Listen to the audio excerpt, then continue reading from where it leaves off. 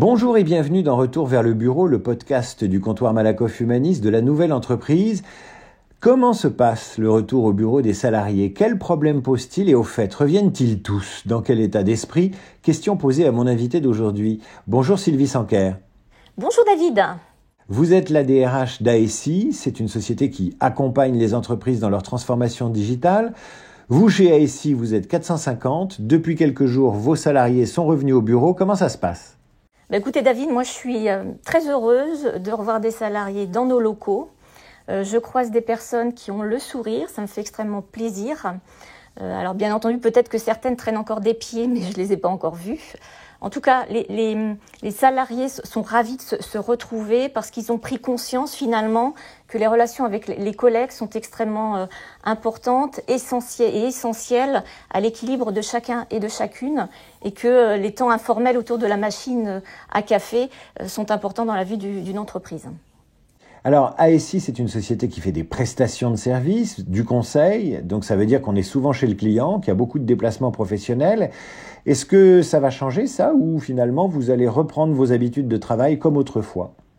Bien, écoutez, je pense que les choses vont évoluer puisque nos clients qui exigeaient de la part de leurs prestataires une présence sur site, des déplacements, ont pris conscience, je pense, qu'il y a un certain nombre de missions, de travaux qui peuvent s'effectuer à distance, en visioconférence.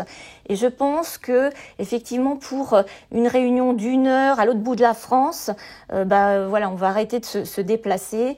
Les réunions s'organiseront en visioconférence et ce sera doublement positif, à la fois moins de fatigue en fait pour nos collaborateurs, donc une meilleure qualité de vie au travail, et puis meilleure pour l'environnement puisque moins d'émissions de CO2. C'est sur ces deux aspects en fait de la RSE, c'est extrêmement positif. Est-ce que le télétravail va devenir une norme? Parce que là, vous en êtes à 2 jours par semaine, puis petit à petit, les autorités vont autoriser le retour complet au travail.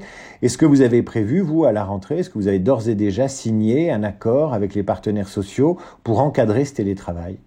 Alors chez ICI, on a un accord de télétravail depuis 2017. On l'a fait évoluer en juin 2020 suite à une évolution de la législation. Et puis finalement, avec le retour d'expérience du télétravail à 100% durant l'année 2020, on en mesure bien les avantages et les inconvénients. C'est la raison pour laquelle on a fait un nouvel accord de télétravail qui va s'appliquer à compter du mois de septembre. Et on a, avec les partenaires sociaux, notre délégation syndicale, décidé d'arrêter un nombre de jours de télétravail à 3 jours maximum par semaine.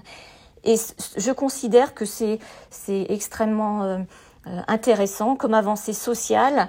Et je note aussi que cette flexibilité est partagée avec nos clients qui sont dans la même logique à la fois avec leurs salariés et à la fois avec leurs prestataires externes, donc avec des sociétés comme ASI.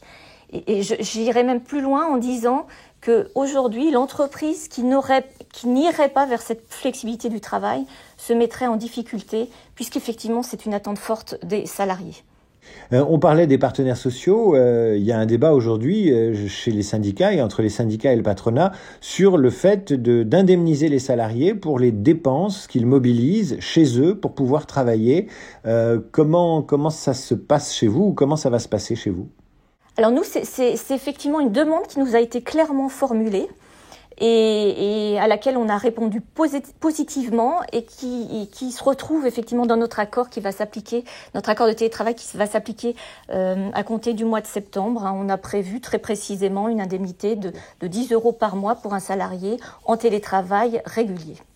Vous parliez de déplacement tout à l'heure. Évidemment, avec la pandémie, tout le monde s'est mis au vélo. Enfin, quand je dis tout le monde, il y a beaucoup de gens en agglomération et notamment dans les très grandes villes qui ont enfourché leur vélo. Est-ce que les vélotaffeurs, comme on les appelle, vous ont demandé des choses particulières, des garages à vélo plus nombreux ou des dispositifs qui permettent de faciliter l'usage du vélo plutôt que les transports en commun ou la voiture? Alors on a déjà prévu en fait un accord de mobilité durable pour favoriser ce type de déplacement à vélo et plus largement tous les déplacements propres. C'est-à-dire ça va de la trottinette au covoiturage, donc vélo, trottinette, covoiturage. Et ça va s'organiser, puisque l'accord est déjà signé, à compter du mois de juillet. Donc effectivement, on répond favorablement à cette demande qui se développe en fait progressivement. Voilà. Vous êtes assez en avance, en fait, par rapport à beaucoup de sociétés. Pour une société de 450 personnes, vous avez pris les devants. Écoutez, on est très attentif à tout ce qui peut toucher, donc tourner autour de la qualité de vie au travail. On a une politique de RSE sur laquelle on mobilise du temps, on mobilise des équipes, et c'est vrai qu'on est très attentif à tous ces sujets qui sont bons à la fois socialement et qui sont bons pour la planète. Votre job de DRH, Sylvie Sanquer, DRH de ASI, dans cette société d'expertise informatique et digitale, est-ce qu'il a changé avec la pandémie? Est-ce que le DRH ne sera plus jamais le même DRH qu'autrefois?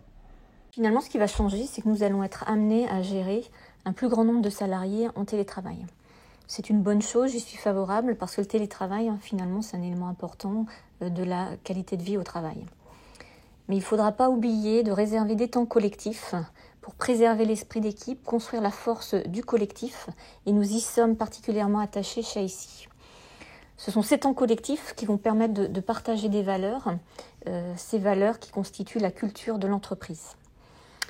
Par ailleurs, la réussite du télétravail est également basée sur la confiance du management, et je constate qu'elle s'est installée ces derniers mois, et elle a pour conséquence une responsabilisation des équipes. Donc l'enjeu, c'est maintenant d'appliquer ces bonnes pratiques du travail à distance au travail en présentiel. Pour moi, c'est une avancée donc à la fois en matière de QVT et à la fois en matière de management. Sylvie Sanquer, merci. Vous êtes la DRH d'ASI. À bientôt pour un prochain numéro de Retour vers le bureau, le podcast du comptoir Malakoff Humanis de la nouvelle entreprise.